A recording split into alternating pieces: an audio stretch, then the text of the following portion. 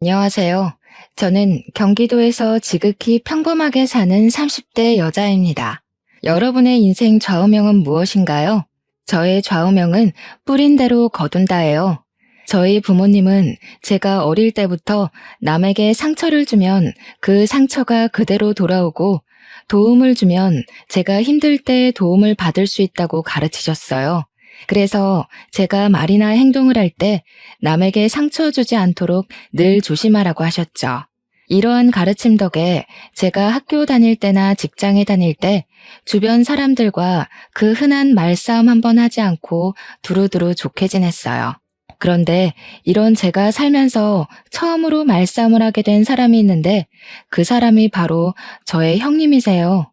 제 형님은 저보다 한 살이 많아요. 처음에 인사드리러 갔을 때도 되게 날카롭게 이야기하고 자기 동생인 남편을 엄청나게 아끼더라고요. 그리고 무엇보다 남편과 시아버지가 대형 병원에서 일하는 의사라는 자부심이 정말 강했어요. 사실 우리 집은 그냥 노후 걱정만 안 해도 되는 지극히 평범한 집안이거든요. 형님은 우리 집 사정을 듣고 평범한 평민이 의사 남편과 시댁 만나서 팔자를 고치려 한다며 처음 만날 때부터 저를 그다지 곱게 보지 않더라고요. 그래도 제가 형님이랑 사는 것도 아니니 그냥 참고 넘겼죠. 인사하고 집에 오는 길에 남편에게 형님은 어떤 사람인지 물어봤어요. 형님이 어렸을 때 아버지는 병원에서 야간 근무하시고 오셔서 주무시고 어머니가 형님을 돌보는데 끓는 물을 놓치는 바람에 형님의 몸과 얼굴에 화상을 입었어요. 그래서 바로 수술을 해야 하는 상황이었는데 그때는 화장 수술비가 너무 비싸 제대로 수술을 시켜주시지 못했대요. 그 결과 흉이 매우 심해졌고 어른이 된 지금도 그 흉터가 몸에 남아 있어요. 그나마 다행인 건 흉터가 턱과 목 쪽에 있어서 머리카락으로 가리고 다니면 잘 안 보이긴 해요. 하지만 형님은 혹시 다른 사람이 보고 본인에게 좋지 않은 소리를 할까봐 일부러 세게 보이려고 막말을 하는 경향도 있고 자격지심도 많이 있다고 해요. 게다가 시부모님은 형님의 흉터를 보면 마음이 너무 아파서 미안한 마음에 형님이 제멋대로 행동을 하고 다녀도 그냥 오냐오냐 하고 키우셨대요. 이러한 이유로 형님은 예민하고 까탈스럽고 자기 멋대로인 성격을 갖게 되었죠. 그래도 말은 조리 있게 잘해서 용케 회사에 들어는 가는데 성격 문제로 오래 다니지 못하고 매번 금방 관뒀다고 하더라고요. 이러한 남편의 이야기를 들으니 솔직히 형님이랑 좋은 사이로 유지하기 쉽지 않겠다고 생각했지만 그래도 남편을 사랑하고 형님을 본다면 얼마나 보겠어 라는 생각에 크게 문제가 될 것은 아니라고 생각했어요. 결혼하고 신혼여행을 다녀와서 시댁에 인사를 드리러 가니 친척들이 다 집에 계시더라고요. 저는 한복을 차려입고 시부모님께 큰절하고 앉았어요. 그랬더니 형님이 제게 신혼여행 가서 시부모님과 자신에게 전화를 매일 하지 않았다고 구박을 하더라고요. 친척들이 다 계신 데서 형님이 뭐라고 하시니 기분이 좀 상했지만 그래도 결혼한 지 얼마 되지 않아 아직은 많이 눈치가 보일 시기기에 그냥 앞으로는 전화 자주 드리겠다고 말했어요. 시어머니는 여행 다녀와서 힘들 테니 편한 옷으로 갈아입고 저녁을 먹자고 하셨어요. 제가 알겠다고 하고 옷을 갈아입으려고 가려는데 형님은 바로 저녁 식사 준비를 하라고 하더라고요. 신혼여행 후에는 시댁에서 친척들과 지인들에게 며느리가 직접 밥을 차려야 한다면서요. 그러면서 선심을 쓰듯이 반찬과 국은 있으니 그냥 상만 차려오라고 하더라고요. 그래서 저는 한복을 입고 15인분의 밥상을 차렸네요. 밥을 다 차리고 저도 밥을 먹으려고 앉았는데 이번에는 형님이 물을 가져와라. 국이 다 식어서 다시 데워야겠다. 여기 반찬이 다 떨어졌으니 가져오라고 하면서 제가 앉아있을 시간을 전혀 주시지 않더라고요. 그 덕에 저는 밥을 하나도 먹지 못하고 음식만 열심히 날랐네요. 시부모님은 그런 형님에게 신우짓 하지 말라고 하셨지만 형님은 친척들도 다 계신 자리에서 시부모님께 날카롭게 한마디 하더라고요. 그래도 우리 집이 일반 집도 아니고 엄연히 의사가 둘이나 나온 집안인데 별 볼 일 없는 일반 평민 주제에 이 정도는 해야지. 안 그래요, 다들? 어떻게 감히 여기에 껴서 밥을 처먹으려고 그래? 형님은 친척들 앞에서 저를 완전히 무시하더라고요. 시아버지가 뭐라고 하시긴 하셨지만 형님이 워낙에 막무가내이기도 하고 친척들이 계셔서 크게는 혼내지 못하셨어요. 형님은 친척분들이 식사를 다 하시고 나니 저에게 당연한 듯이 설거지를 시키더라고요. 저는 아무 도움 없이 혼자 설거지까지 마무리 지었어요. 부엌을 정리하고 부엌에서 나오니 이번에는 과일과 차를 내오지 않고 뭐 하냐고 하시더라고요. 다시 저는 부엌에 들어가 과일과 따뜻한 차를 한 상 내왔어요. 형님은 과일을 먹다가 제게 옆에 앉아보라고 하더라고요. 그리고 우리 집 며느리들이 지켜야 할 규칙이 있다며 일러주더라고요. 일단 매일 시부모님께 안부 전화해야 돼. 그리고 매달 첫 토요일에는 무조건 우리 집에 와서 다 같이 점심 저녁을 먹어야 해. 또 제사와 차례는 하늘이 두 쪽이 나도 반드시 참석해야 한다. 원래 우리 엄마가 이런 거 알려줘야 하는데 엄마가 워낙에 착하셔서 이런 얘기 못하고 도리어 며느리 시집살이 사실까봐 내가 대신 얘기하는 거야. 알겠니? 형님의 어이없는 요구에 황당하긴 했지만 그래도 시댁에 온 첫날이기도 하고 친척들도 계셔서 괜히 분란을 만들기 싫어서 일단은 알겠다고 했네요. 그리고 다음 날부터 형님의 본격적인 시집살이가 시작되었어요. 형님은 매일 아침 제게 전화해서는 시부모님께 안부 전화를 하라고 하시더라고요. 그러고는 저녁 때 또 전화해서는 안부 전화를 했는지 안 했는지 확인 전화까지 했어요. 제가 안 했다고 하는 날에는 며느리가 돼서 시부모님께 연락도 안 드리냐며 잔소리를 해대더라고요. 결혼 후 처음으로 맞이하는 첫째 주 토요일. 형님은 무조건 시댁에서 밥을 먹으라고 했지만 결혼하고 친구들에게 인사하고 밥을 사준다고 가지 못했어요. 솔직히 말하면 그때 형님의 말을 주의 깊게 듣지 않아 잊어버리고 있었어요. 친구들과 함께 있는데 형님이 전화 오더라고요. 우리 집에서 같이 매주 첫째 주 토요일에는 같이 밥을 먹어야 한다고 하지 않았냐면서요.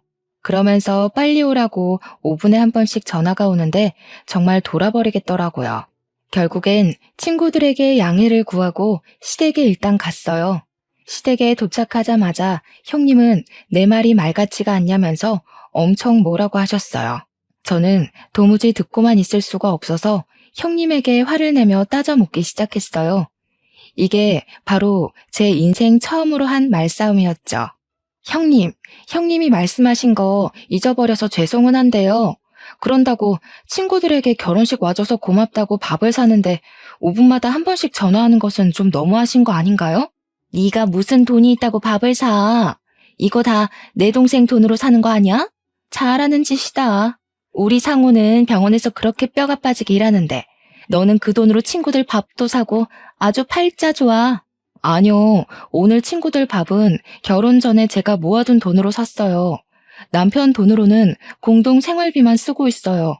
시부모님은 점점 언성이 높아지는 저와 형님을 말리셨지만 형님은 자기 동생 돈으로 제 친구들에게 밥을 사줬다는 오해를 하시며 화를 엄청나게 내시더라고요.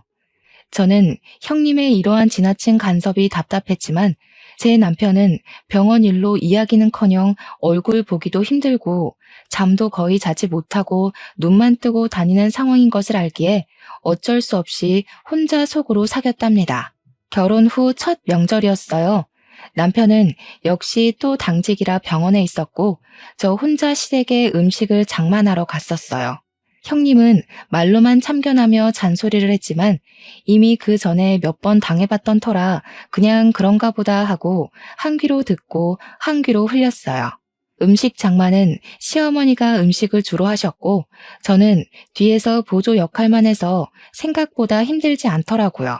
그런데 명절 당일 아침부터 형님이 자꾸 제게 이것저것 시켰어요. 아침에 차례를 지내고 설거지를 하고 집에 가려는데 갑자기 제가 해주는 음식들이 맛있다며 음식을 만들어주고 가라는 거예요. 제가 친정에 가야 한다고 해도 친정이 먼 것도 아니고 시간이 걸리면 얼마나 걸린다고 그러느냐며 자꾸 해달라는데 매정하게 안 해주고 가기도 조금 그렇더라고요. 그래서 음식을 다 만들었더니 또 지금은 입맛이 없다며 먹지도 않아요. 그리고 이제는 정말 집에 가려는데 주방 후드 청소까지 싹 시키더라고요. 저는 그런 형님의 말을 무시하고 제 짐이 있는 작은 방에 갔어요. 그런데 웬걸 형님이 문을 잠가버렸더라고요. 형님, 여기에 제 짐 있는데 방문 좀 열어주세요. 어머, 실수로 문이 잠겼네. 그런데 자물쇠가 없어서 어쩌나. 오늘 올케 집에 못 가겠네. 원래 며느리는 명절 다 끝나고 가는 거야. 무슨 벌써 집에 가려고 해. 그냥 이렇게 된 김에 오늘 자고 가. 여기 방문은 내일 열쇠 찾아서 열어줄게. 이러한 형님의 어이없는 만행으로 저는 그날은 결국 시댁에서 잠을 자고 다음날 형님이 이제야 열쇠를 찾았다며 문을 열어주어 연휴 마지막 날 친정에 갈 수 있었어요. 결혼 후 두 번째 명절 때는 시어머니가 입원하셔서 이번에는 차례를 지내지 말자고 시댁으로 오지도 말라고 하시더라고요. 남편도 병원 당직이라 출근해서 저는 오랜만에 늦잠을 잔 후 천천히 친정에 갈 준비를 하고 있었어요. 그런데 누군가가 우리 집 배를 누르더라고요. 문을 열어보니 형님이었어요. 형님의 손에는 커다란 장바구니가 있었고 그 안에는 음식 식재료가 가득 있었죠. 올케, 내가 예전에 얘기했지? 며느리는 반드시 하늘이 두 쪽이 나도 시댁의 제사와 차례를 지내야 한다고. 설마 우리 엄마 병원에 계신다고 차례 안 지내려던 거 아니지? 빨리 내가 장 봐온 거로 음식 장만해. 내가 도와줄게. 형님은 시어머니도 지내지 말라던 차례를 반드시 지내야 한다며 굳이 장을 봐오셔서는 음식을 장만을 시키셨어요. 처음에는 분명히 도와서 같이 한다고 해놓고서는 갑자기 급한 전화가 왔다며 자리를 뜨시더라고요. 한참을 지나도 오지 않길래 보니 큰방 침대에서 잠을 자고 있었어요. 결국 저 혼자 음식을 다 장만하고 차례도 지내고 뒷정리도 온전히 저 혼자 다 했죠. 정리까지 마친 뒤 할 일을 다 했으니 이제 친정집으로 가려고 짐을 챙기고 있었어요. 차례도 다 지냈으니 이제 친정에 가야 할 것 같아요. 그러니 형님도 이제 집에서 나가주세요. 저 지금 나갈 거예요. 뭐? 나가라고? 옳게. 그게 형님한테 할 말이야? 그리고 우리 상우가 먹고 자고 하는 집인데 집안 꼬락서니가 이게 뭐니? 이따가 상우 오면 푹 쉬어야 하니까 같이 집안 대청소도 하고 정리도 하고 가. 형님은 괜히 집의 상태를 지적하며 끝까지 나가지 않았어요. 제가 표정이 좋지 않거나 말대꾸라도 하면 감히 네가 의사 누나한테 말대꾸냐며 도리어 화를 버럭 내더라고요. 그렇게 나가지 않고 끝까지 버티는 형님 때문에 두 번째 명절에도 연휴 마지막 날에 친정에 갈 수 있었어요. 그 뒤로 저는 아이를 가졌어요. 아무 문제 없이 무사히 아들을 낳았고 이름은 시아버지의 뜻에 따라 김성준이라고 지었어요. 그 후 조리원에 2주 동안 있다가 성준이를 데리고 집에 왔는데 집에 형님이 있는 것이 아니겠어요? 옳게 살이 많이 쪘네. 이러다가 우리 상우가 바람이라도 피면 어쩌려고. 관리 좀 해야겠다. 아기를 이제 막 낳고 온 사람에게 몸은 괜찮냐고 말하지는 못할 망정 살이 많이 쪘다느니 관리 좀 하라는 게 말이나 되나요? 저는 참지 않고 바로 형님에게 따졌어요. 아기 낳고 왔으니까 그러죠. 아, 형님은 아직 결혼을 안 해서 애를 안 낳아봤으니 모르시나 봐요. 감히 하늘 같은 형님한테 무슨 말대꾸야? 네가 우리 집 장손 낳았다고 이제 눈에 뵈는 게 없어? 나한테 예의 좀 지켜. 알았어? 본인이 예의 없는 소리를 해놓고 도리어 저한테 화를 내는 형님한테 한 소리를 더 하고 싶었지만 하필 그때 성준이가 울어서 어쩔 수 없이 그 정도만 할 수밖에 없었네요. 저는 우는 성준이를 데리고 큰 방으로 갔어요. 방에서 성준이를 달래고 모유를 먹이니 금세 잠이 들더라고요. 조심히 침대에 눕히고 큰 방 문을 닫고 나왔는데 형님이 우리 장손 자냐며 굳이 문을 다시 열더라고요. 그러고는 자꾸 볼을 만지고 손발을 만지작거렸어요. 저는 형님한테 그러다가 성준이가 깨면 오니까 어서 나오라고 했어요. 그래도 끝까지 버티고 계시더니 기어이 성준이를 깨웠어요. 결국 저는 잠시도 쉬지 못하고 다시 성준이를 안았죠. 그뿐만이 아니라 냉장고를 뒤져서 음식을 막 꺼내서 먹고 그러다가 접시를 깨고 바닥에 유리 조각이 있는데도 어떻게 치워야 하는지 모르겠다며 저에게 알아서 치우라고 하더라고요. 그날 저는 우는 성준이도 돌보고 형님이 깨트린 접시도 치우고 형님이 흘린 음식도 닦으며 정말 정신이 하나도 없이 보냈네요. 형님은 그날 이후 하루가 멀다고 저에게 영상통화를 하셨어요. 심할 때는 하루에 3번도 전화를 하셨죠. 한 번 전화를 시작하면 최소 30분은 통화했어요. 그럼 저는 아무것도 하지 못하고 30분 동안 벌서듯이 핸드폰을 들고 있어야 했어요. 한 번은 제가 음식을 하고 있어서 대충 핸드폰을 세워놓았더니 성준이가 제대로 보이지 않는다며 큰 소리로 불러대며 우리 집 장손 얼굴을 보여달라며 닥달을 하더라고요. 이러한 형님의 집착이 너무 힘들기도 하고 피곤하기도 해서 한 번은 전화를 아예 받지 않았어요. 그랬더니 받을 때까지 전화하시더라고요. 저는 너무 짜증나서 핸드폰을 아예 꺼버렸어요. 그랬더니 집에까지 쫓아오시더라고요. 내가 우리 집 장손 얼굴 좀 보겠다는데 왜 전화를 받지 않느냐고요. 이렇게 형님의 시집살이는 갈수록 도를 넘었지만 남편은 병원 일로 바빠 여전히 얼굴도 잘 보지 못하는 상황이었어요. 잠도 못 자는 사람에게 이런저런 하소연하는 것도 아닌 것 같아 그냥 혼자 속으로만 끙끙 앓고 있었네요. 하루는 엄마가 제가 좋아하는 게장을 했다면서 점심때 오라고 하시더라고요. 나가려는데 또 형님이 전화가 왔어요. 저는 지금 나가봐야 해서 영상통화는 하지 못한다고 했더니 전화하는데 뭐 얼마나 걸리냐고 하시며 성준이가 보고 싶다고 굳이 또 영상통화를 하려 하시더라고요. 결국 30분 동안 영상통화를 하느라 제가 도착하겠다고 하는 시간보다 더 늦게 친정에 도착했어요. 집에 갔더니 엄마도 계시고 저에게 남편을 소개해 주셨던 사모님도 계시더라고요. 이 사모님은 시아버지와 남편이 근무하는 병원의 병원장 사모님이세요. 우리 옆집에 30년째 살고 계시면서 결혼 전에는 거의 매일 보고 살았던 친척보다도 더 가까운 사이죠. 사모님은 제게 오랜만이라 반갑긴 한데 표정이 좋지 않다며 결혼 생활이 힘드냐고 물어보시더라고요. 오기 전에 형님과 원치 않은 통화를 해서 제가 표정이 좋지 않았나 봐요. 처음에는 이야기하지 않으려다가 그래도 내가 소개해줬는데 잘 사는지 어떤지는 알아야겠다며 자꾸 물어보셨어요. 저는 어쩔 수 없이 형님이 제게 첫날 말했던 며느리의 도리에서부터 매일 우리 집 장손 얼굴 보겠다며 영상통화를 하고 명절 때 집에 못 가게 했던 일까지 모든 이야기를 다 했어요. 사모님은 저의 이야기를 들으시고는 시부모님의 성품도 좋으시고 남편도 성실하고 책임감이 강해서 시집살이나 고생 안 하고 잘 살 줄 알았는데 시누이가 그 모양인지는 몰랐다며 미안하다고 하시더라고요. 그래서 제가 남편은 바쁘긴 하지만 잘 대해주고 시부모님도 정말 잘해주셔서 좋다고 하며 걱정하지 말라고 하셨죠. 그래도 사모님은 오래 봐서 딸 같은 제가 고생하는 게 너무 속상하다며 혹시라도 도울 일이 생긴다면 언제든지 말해달라고 하셨어요. 형님은 그 뒤로도 매일 영상통화를 하고 말도 안 되는 논리로 항상 저를 괴롭게 했어요. 그렇게 1년 정도가 지났을 때 형님이 결혼을 생각하고 있다며 상견례 날짜를 알려주더라고요. 저는 꼭 가려고 했지만 하필 그날 새벽에 성준이가 열이 나서 입원하는 바람에 가지 못했어요.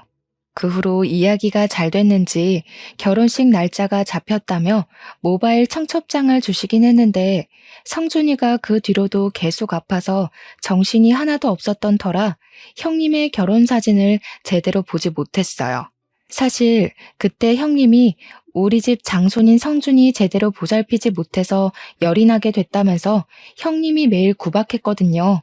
아이가 아프면 제일 마음 아플 사람도 엄마이고 고생하는 사람도 엄마인데 그런 저에게 고생한다고 말은 못 해줄 망정 아픈 가슴을 후벼 파시니 너무 형님이 밉더라고요. 그래서 형님의 얼굴이 나온 결혼 사진조차도 보기 싫어서 청첩장의 날짜만 확인하고 말았었네요.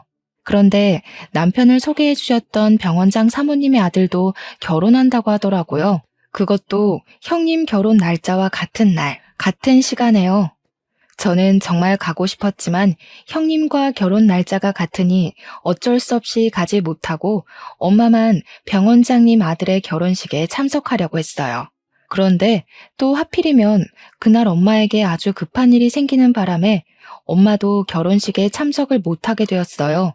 형님의 결혼식 날 저는 하객들을 맞이해야 하니 결혼식장에 일찍 갔는데 사모님이 한복을 입고 있더라고요. 저는 깜짝 놀라 오늘 아들 결혼식인데 왜 여기 계시느냐고 물었어요. 사모님은 우리 아들 결혼을 여기서 한다고 하시더라고요.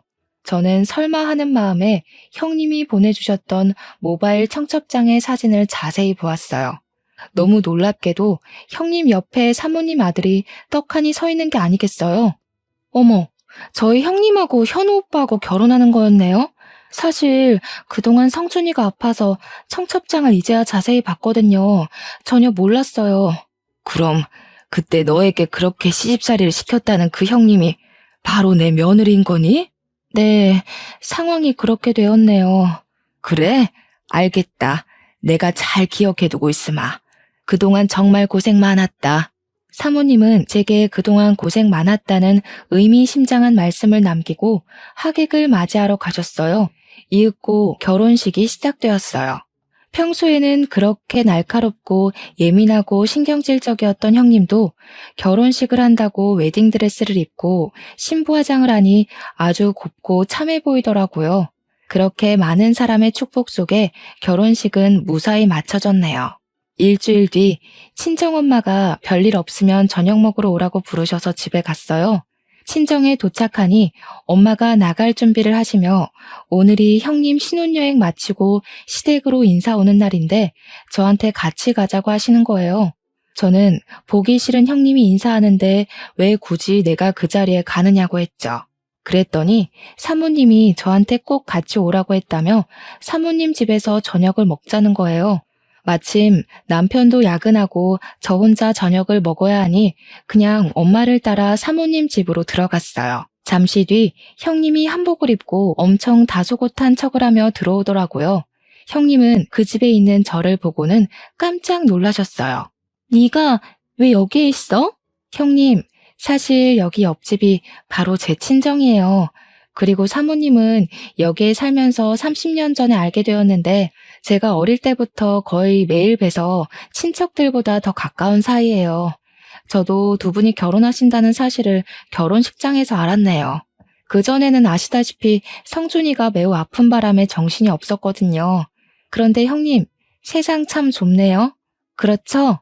형님은 저와 형님의 시어머니가 서로 아는 사이였다는 사실을 알고 당황해 하더라고요. 그러더니 이내 표정 관리를 하고 사모님이 앉아 계시는 거실로 가서 소파에 앉았어요. 너네는 결혼하고 처음으로 오는데 큰절도 안 하니? 너희 친정은 시댁에 처음 가면 큰절부터 하라고 안 가르쳤어? 사모님은 저와 엄마가 보는 앞에서 형님을 크게 혼내셨어요. 형님은 얼굴이 빨개져서 죄송하다고 하고 일어나더니 큰절을 했어요. 그래, 앉아라. 며느리는 신혼여행지에서 왜 매일 전화하지 않았니? 이제 한 가족인데 전화를 당연히 매일 해야 하는 거다. 알겠니? 그리고 매주 첫 토요일에는 무조건 우리 집에서 점심과 저녁을 먹어야 해. 그리고 제사와 명절 차례상은 며느리가 무조건 하늘이 두 쪽이나도 차려야 한다. 이게 우리 집 며느리의 도리란다. 알겠니? 형님은 자신이 제게 했던 말을 사모님이 그대로 하고 있으시니 뭔가 이상했는지 고개를 갸우뚱하며 대답하지 않더라고요. 그랬더니 사모님이 대답을 왜 안 하냐고 시어미 말이 우습냐고 하셨어요. 조곤조곤히 말씀하시지만 어찌나 카리스마가 넘치시던지 저와 엄마도 그 자리에서 움찔했네요. 형님이 알겠다고 답을 하니 이제는 부엌에 가서 밥을 차리라고 시키시더라고요. 어머니, 저 지금 여행 마치고 왔는데 이 불편한 옷을 입고 밥을 차려요? 원래 신혼여행 후에는 시댁에서 친척들과 지인들에게 며느리가 직접 밥을 차려야 한다는 거 모르니? 며느리가 됐으면 당연히 해야지. 손님들 배고프시니 잔말 말고 빨리 가서 밥 차려. 형님은 제가 처음에 시댁에서 했던 것처럼 한복을 입고 부엌으로 가서 한상을 차렸네요. 밥을 다 차리고 사모님과 엄마, 그리고 형님의 남편이 된 현우 오빠와 제가 자리를 잡고 앉았어요. 형님도 자리를 잡고 앉으려고 했어요. 너는 지금 말고 이따가 먹고 여기 옆에 서 있으렴.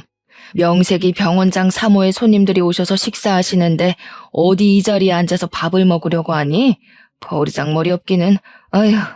형님은 얼굴이 시뻘개져서는 앉으려다 말고 일어나서 사모님이 지정해 주시는 곳에 서 있었어요. 저는 맛있게 밥을 먹고 있는데 옆에서 자꾸 뭔가 따가운 시선이 느껴져서 보니 형님이 저를 매섭게 째려보고 있었더라고요. 저는 그런 형님의 얼굴을 보다가 사례가 들렸어요. 미진아, 괜찮니? 편하게 천천히 먹으렴. 얘 며느리야. 밥 먹을 때 옆에 세워두는 건 장승처럼 서 있으란 뜻이 아니라 그때그때 필요한 것들을 눈치껏 알아서 가져오라는 거다. 미진이 사례가 들렸으니 빨리 물 가져와. 사모님의 말씀에 형님은 냉장고에 물통을 꺼내 제 앞에 물통을 그대로 내려놓더라고요. 사모님은 그런 형님을 보며 깊은 한숨을 쉬셨어요. 지금 이게 뭐 하는 짓이니? 아휴, 이럴 때는 손님한테 물통을 통째로 내어드리는 게 아니라 네가 물컵을 가져와서 따라줘야 하는 거야. 내가 너에게 이런 것도 하나하나 가르쳐야겠니? 무슨 초등학생도 아니고. 형님은 사모님께 또 한 소리를 듣고는 아주 짜증난다는 표정으로 컵을 챙겨와서 물을 따라줬어요. 그런 형님의 표정을 보고 있자니 고소하기도 하면서 뭔가 형님을 더 놀리고 싶은 생각이 들더라고요. 그래서 일부러 제 국이 식어서 그런데 국을 다시 따뜻하게 데워달라고 했어요. 형님은 아주 못마땅한 표정을 지으며 못 들은 척 하더라고요. 예, 못 들었니? 내 손님 미진이가 국을 데워달라잖아. 어서 따뜻한 국으로 가져다 주렴. 명색이 병원장 사모의 손님인데 당연히 이 정도 대접은 받아야지 않겠니? 결국 형님이 죽을 상으로 다시 국을 끓여서 가져오는데 얼마나 화가 났는지 형님의 손이 부들부들 떨리더라고요. 평소 같았으면 이미 다 뒤집어 엎었을 사람인데 평소에 그리 무시했던 제 앞에서 이렇게 당하고 있으니 아마 미치고 팔짝 뛸 노릇이겠죠. 저는 아주 고소하게 생각하며 음식을 맛있게 먹었답니다. 저녁을 다 먹고 나서도 사모님은 당연히 설거지는 며느리의 몫이라며 형님에게 설거지를 시키셨어요. 저는 사모님과 함께 거실에 앉아 차와 과일을 마시며 담소를 나눴어요. 설거지를 마친 형님이 부엌에서 나오자 사모님은 거실 소파에 잠깐 앉아보라고 하시더라고요. 그러더니 내 아들 현우에 비해서 조건들이 훨씬 부족하지만 아버지가 워낙 병원에서 인품이 좋으셔서 어쩔 수 없이 결혼 승낙을 했다며 우리로서는 정말 많이 손해보고 하는 결혼이니 평생 갚으면서 시부모 얼굴에 먹칠하지 말고 살라고 하시더라고요. 그 이야기를 듣는데 형님은 울상이 되고 저는 너무 속이 다 시원해서 자꾸 웃음이 나더라고요. 이렇게 형님은 제게 시집살이를 시킨 그대로 사모님께 당하며 시댁에서의 첫날을 보냈네요. 속이 다 후련해져서 집에 왔는데 남편이 퇴근해 있더라고요.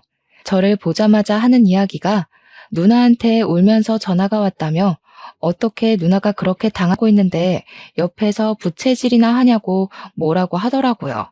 너 생각 안 나? 오늘 형님이 사모님한테 당했던 거 다 형님이 나한테 했던 짓이야. 신혼여행 끝나고 오자마자 친척들 죄다 불러서 밥 차리라고 했잖아. 너는 그날 밥 맛있게 먹었겠지만 나는 잔심부름하느라 밥 한 숟갈도 못 떴어. 그리고 오늘 사모님이 형님한테 며느리의 돌이라면서 했던 이야기 다 형님이 나한테 했던 이야기야. 나는 시댁에서 며느리라는 이유로 그렇게 다 해야 하는데 너네 누나는 그렇게 하면 안 되니? 누나도 그 집 며느리인데. 남편은 제 이야기를 듣고 잠시 생각하더니 아무 말도 하지 못하더라고요. 그러더니 남편이 네가 속상한 것은 알겠지만 그래도 누나네 시어머니랑 친하다고 하니 조금 살살해달라고 부탁 좀 드려보라고 하더라고요. 저는 그런 남편의 부탁에 솔직히 그동안 내가 당한 게 얼만데 그렇게 얘기는 못하겠다고 말하며 거절했어요. 잠시 뒤 이번에는 형님이 전화가 왔더라고요. 보나마나 좋지 않은 소리 할 것 같아서 전화를 받자마자 녹음을 했어요. 야, 너 어떻게 나한테 이렇게 엿을 먹일 수가 있어? 네가 시어머니한테 다 얘기한 거지? 그래서 시어머니가 너 대신에 복수한 거고. 형님이 시댁에 대한 도리라면서 며느리는 이렇게 살아야 한다고 했잖아요. 형님도 이제 결혼을 하고 한 집안의 며느리가 되었으니 당연히 그리하셔야 하는 것 아닌가요? 너 내가 가만히 안 둘 거야. 네가 지금 그 아줌마랑 한편 먹고 나 괴롭히는 거 모를 줄 알고? 아줌마요? 사모님한테 시어머니 아니고 아줌마요? 아무리 그래도 시어머니인데 호칭은 똑바로 부르시죠. 어머, 우리 형님 집안에 장손이 오셔서 저는 장손을 돌보러 가야겠네요. 전화 끊겠습니다. 형님은 역시나 제게 화를 많이 내셨고 저는 녹음된 형님과의 통화 내용을 바로 사모님께 카톡으로 보냈어요. 다음 날 집에서 성순이를 돌보는데 엄마에게 전화가 왔어요. 엄마가 사모님 집에 가니 형님이 와 있었더라고요. 그런데 보니까 형님이 아주 눈물이 쏙 빠지게 혼나고 있던데 무슨 일이 있었냐고 하시더라고요. 그래서 제가 어제 있었던 일을 이야기하며 아마도 그래서 혼난 것 같다고 했어요. 엄마는 그렇게 시집살이를 시키더니 쌤통이라며 저보다도 더 좋아하셨어요. 그리고 형님의 결혼 후 첫 명절날이 왔어요. 원래 병원장님은 평소에도 잘 쉬지 못하니 명절날에는 반드시 가족과 여행을 가세요. 이번에도 여행을 계획하신다길래 저는 당연히 형님도 같이 가겠거니 했어요. 여행을 가는 형님이 부럽기도 하고 한편으로는 사모님이 형님에게 아주 혹독한 시집살이를 시킬 것을 기대했는데 그러지 못하겠다고 생각하니 내심 아쉬웠어요. 저는 시댁에서 형님 없이 아주 편하게 음식을 장만했어요. 음식을 하다 보니 생각보다 재료가 많이 부족해서 시부모님과 남편은 장을 보러 나가고 저와 성준이 둘이 시댁에 있었어요. 그런데 여행을 갔다고 생각했던 형님이 들어오시는 게 아니겠어요? 어떻게 여기 오세요? 원래 명절 때마다 병원장님 여행 가시는 걸로 알고 있는데. 다들 갔지? 나보고도 같이 가겠느냐고 묻더라고. 근데 솔직히 시댁이랑 가면 불편하잖아. 그래서 안 가겠다고 했더니 그럼 나보고 혼자 차례 음식 준비하고 차례 지내라는 거야. 원래 며느리들은 제사나 차례를 하늘이 두 쪽이 나도 지내야 한다고. 그게 말이 돼? 그래서 그냥 네 하고 차례 안 지내고 여기 온 거야. 그래요? 그래도 형님이 그 집 며느리인데 당연히 차례 지내야죠. 가만히 있자. 사모님한테 명절 인사 한번 드려봐야겠네. 잠시만요. 형님은 제가 사모님한테 전화를 걸자 잽싸게 말렸지만 이미 사모님이 전화를 받으신 상태였어요. 저는 일부러 스피커폰으로 바꾸어 사모님과 통화를 했어요. 사모님, 여행을 잘 가셨죠? 사실 지금 저희 시댁에 형님이 있는데 어떻게 할까요? 난 분명히 우리 집에서 차례 지내라고 했는데 걔가 왜 거기 있니? 바꿔보렴. 저는 스피커폰으로 형님에게 제 핸드폰을 건넸어요. 형님이 떨리는 목소리로 말을 하자 사모님이 노발대발 하시더라고요. 내가 우리 집에서 차례 음식 차리고 혼자 차례상 차려서 지내라고 했는데 왜 말을 안 듣니? 첫 명절인데 시부모 말이 말 같지가 않아? 당장 얼른 가라. 가서 상 차리고 영상통화해라. 알겠니? 형님은 알겠다고 대답하고 전화를 끊고 저한테 왜 전화를 걸어서 이렇게 귀찮게 만드냐고 뭐라고 하더라고요. 그때 장을 보러 가신 시부모님과 남편이 도착했어요. 너는 첫 명절인데 시댁에 안 있고 왜 여기 있니? 다들 여행 갔는데 나 혼자 시댁에 남아서 차례를 지내라 하잖아. 말이 돼? 그래서 여기로 왔는데 세상에 전현이 시어머니가 자기 아는 사모님이라고 전화 걸어서 나 욕먹게 했어. 당연한 거 아니니? 네가 며느리한테도 그렇게 알려주지 않았니? 당장 너희 시댁에 가서 차례상 차려라. 어떻게 너는 내 얼굴에 이렇게 먹칠을 해? 아빠, 어떻게 나한테 그래? 지금 시아버지 시어머니가 날 얼마나 괴롭히시는지 알아? 나 정말 너무 힘들어서 이혼하고 싶다고. 병원장님 내외분 경우가 없으신 분 아니시다. 네가 뭘 잘못해서 그런 거겠지. 그런 줄 알고 앞으로는 절대 이렇게 오지 마라. 이혼? 이혼해서 나랑 네 동생 얼굴에 먹칠만 해봐. 그땐 우리 영 끊고 넌 집에서 쫓겨나는 거야. 명절을 편하게 보낼 생각에 집으로 왔던 형님은 시아버지와 시어머니의 성화에 다시 울면서 사모님 댁으로 가더라고요. 저는 그 후로 형님 없이 아주 편한 명절을 보냈어요. 그 뒤로 형님한테 전화가 왔어요. 형님은 제게 시댁의 시집살이가 너무 힘들다고 이혼하고 싶다고 하더라고요. 저는 형님이 이혼하고 싶은 것을 왜 제게 말씀하시냐고 물었어요. 이혼하고 싶어서 우리 엄마한테 전화했더니 엄마도 사돈이 병원장님이신데 이혼하면 아빠와 동생이 병원 생활 힘들어져서 안 된다고 하면서 말리시더라. 그래서 저한테 이런 이야기 하시는 이유가 뭐예요? 네가 내 시어머니께 잘 말씀드려서 우리 형님 좀 적당히 봐달라고 하면 안 돼? 이제 형님이 잘 빌려준다고 말해줘. 나도 이제 너한테 신우짓 절대 안 할게. 정말 내 동생처럼 생각할게. 부탁해. 제발 나 좀 도와줘. 형님이 제게 울먹이면서 이야기하는데 정말 눈물겹더라고요. 하지만 저는 형님한테 그 전에 너무 많이 당했던 터라 형님의 그런 부탁에도 눈 하나 깜빡하지 않았어요. 형님, 지금 사모님이 형님에게 하시는 것들 다 형님이 제게 했던 것 아닌가요? 인제 와서 하는 말인데 그때 형님이 저한테 그렇게 구박하고 했을 때 저 정말 이혼하고 싶을 만큼 힘들었어요. 제 인생에서 최고로 자존감이 바닥을 치고 우울증까지 왔다니까요. 정말 미안해. 그때는 내가 결혼 전이라 시댁 며느리 그런 거 전혀 몰랐어. 내 생각이 짧았어. 속 깊은 네가 나 좀 한 번만 도와줘라. 응? 형님, 죄송하지만 저는 사모님께 그런 말하기도 싫고 감히 제가 사모님께 그런 말할 자격도 없습니다. 그리고 지금 미안하다고 해도 이미 그때 제가 받은 마음의 상처는 지워지지 않네요. 저는 도움이 되지 못할 것 같아요. 저도 죄송하지만 알아서 잘 해결하세요. 형님은 저의 단호한 대답에 울면서 전화를 끊더라고요.